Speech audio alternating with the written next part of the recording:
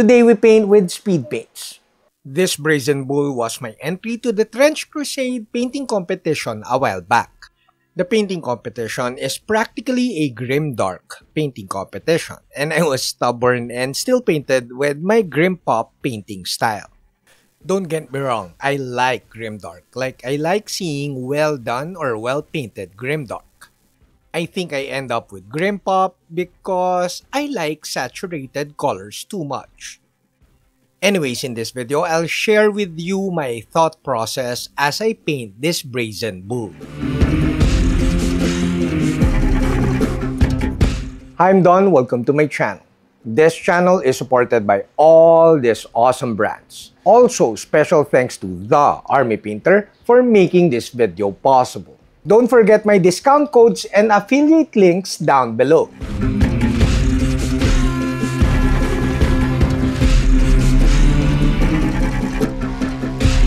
Now we paint the base colors with speed paints. The shorts video of this painting got a lot of love and hate, or at least stupid comments at the same time. Mainly because I think I said I won 3rd place in a contest using speed paints as base colors. But the main reason why it's only now that I uploaded this full video is that I'm not happy with my documentation or the filming of the painting process. Since this was a contest piece and I only had, I think, around 3 days before the deadline, I had to rush the painting process, especially at the latter part of the painting. Meaning I wasn't able to film the painting as much as I needed to. Anyways, I did not realize that I was practically entering a grimdark painting competition. Simply because Trench Crusade want, their branding, I think, to be really grimdark. And obviously, I did not care. I still painted this Brazen Bull in Grimpop style. Painting with speed paints and using them as your initial base colors, even for a contest piece, is not a disadvantage in my opinion. I knew from the start that I'll be layering and painting a ton of highlights and glazes at the latter stages of the painting process. That's why I can't call this slop chop, because I did a lot of highlights and glazing at the latter part of the painting. And slop chop police will really go to this channel and tell me this is not slop chop, this is clickbait and all that stuff. But I'm really happy that I placed in the contest, especially since I use speed paints as base colors. It's sort of like telling myself at the very least that I was right, that the base colors is not that important. It's something that you could paint with the airbrush, you could paint traditionally with a regular paint or regular acrylics or even with speed paints. The most important part, especially if it's a contest piece, is that you really refine your painting with more layering and highlights and even glazes. Speed paints or contrast paints simply helps you to jumpstart your project. And making you start painting is the most important part of any project. It's important to note that I thin down my speed paints with speed paint medium. I thin them down depending on the colors, roughly around 3 parts or 2 parts speed paint and 1 part medium. I thin the saturated colors a lot more with medium, roughly around 1:1 ratio, but I thin the lighter colors a lot less. Also, I apply speed paints in multiple layers. Mainly, the succeeding layers after the initial layer are painted over the shade areas or areas that I think are the shadow areas. You may also use some washes while painting with speed paints. It won't be a problem. Washes dry slower though, a little bit slower than speed paints. Make sure to let the previous layers dry before applying additional layers. I let the speed paints dry for around 10 minutes and then I use a hair dryer to force cure the speed paints. I'm pretty light-handed though, so I never had a problem of reactivating speed paints, even speed paint 1.0. It's actually easier and faster if you intend to use the speed paints as your initial base colors. since you know that you can correct them and clean them up with more layering and highlighting later. But of course, if you don't plan to do more highlights and layering later, you have to be a little bit more, not really careful, but you have to work fast, use a bigger brush, and make sure that you clean up as you paint with speed paints. I only spent like an hour or even less than an hour in the painting of the base colors with speed paints.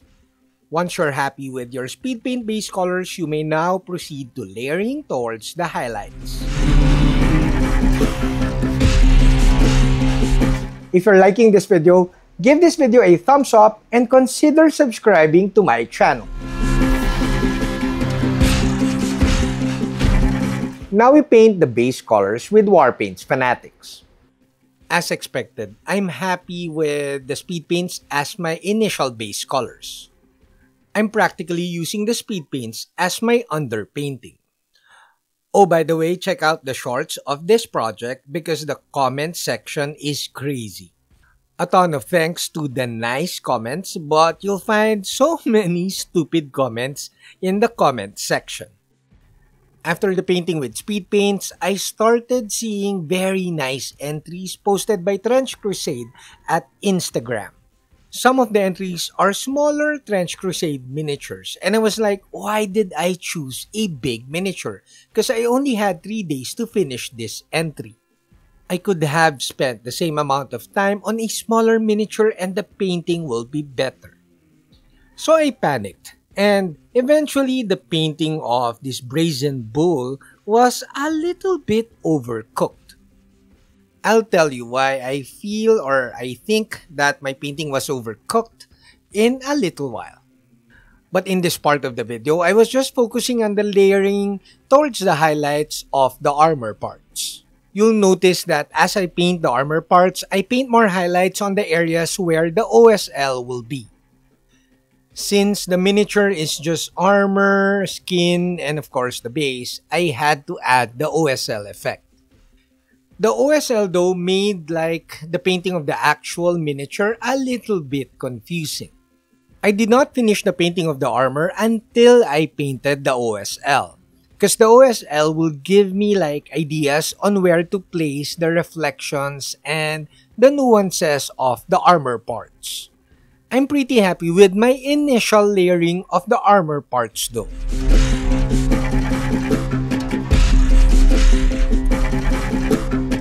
There's no special trick when painting base colors. You just have to keep it clean.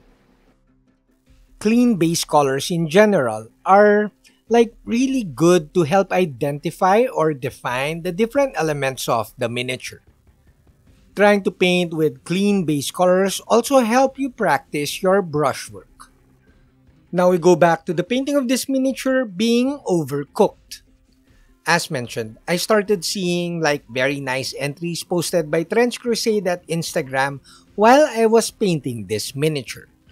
And since I panicked, I only had like maybe a couple of days during that time, I started adding more colors to the painting. You could see here that the verdigris effect is a tad overdone. I did tone down everything, especially the verdigris effects, with some quick washes and some highlights later in the video. I must admit though, the verdigris effects added a little bit more like confusion to the painting because of the OSL effect. I did not know how the OSL will affect the verdigris colors. At this point of the painting, it was simply trusting the process. However, I wasn't happy at the direction of my painting. The main lesson here is you shouldn't look at other entries in the same competition as you are painting your entry. You'll definitely lose focus and do so much more than you have to, at least for me.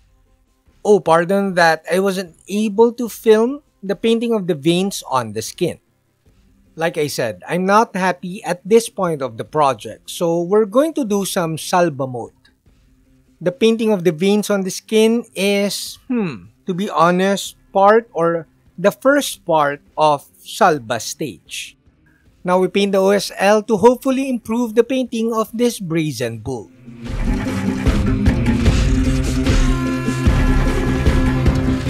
have two daughters that are also artists. One, Nico, is a Gunpla modeler, and of course, Sam is a painter.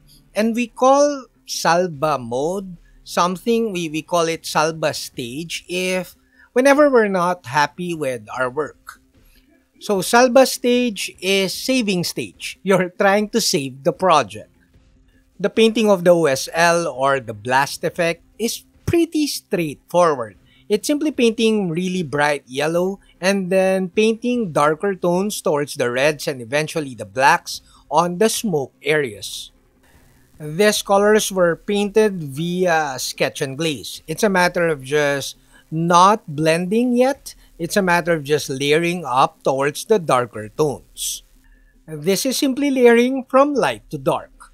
Now at this point of this project, I was really rushing towards the deadline. The painting is still fun, but the rushing is not. Especially since I know that I had to apply more highlights and glazes to improve the painting.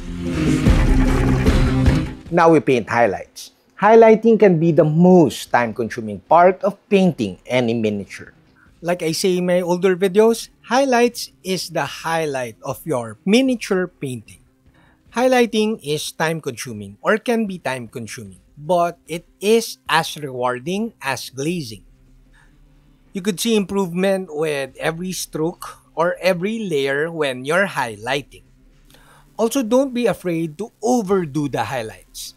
You should highlight aggressively because it's easy to tone down later anyways.